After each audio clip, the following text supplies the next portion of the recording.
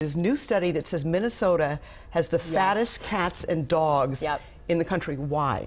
Well, unfortunately, it's embarrassing, right? Minnesotans, we're so in shape. We like to ski in the winter. We like to be outside in the summer. But unfortunately, I think most Minnesotans and their dogs gain more weight in the winter. True. They're not exercised quite as much, right? It's too cold out. And so, unfortunately, in this recent Banfield study, cats were the #1. The fattest cats were in Minnesota. The fattest dogs were in Minnesota of 50 states.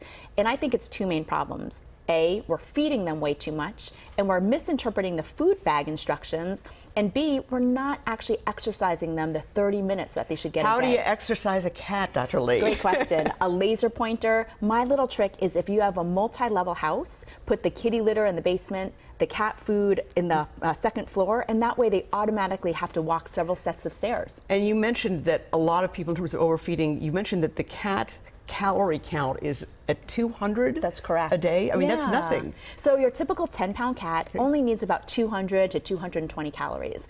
And most bags of food, that's only about a third to a quarter cup twice a day.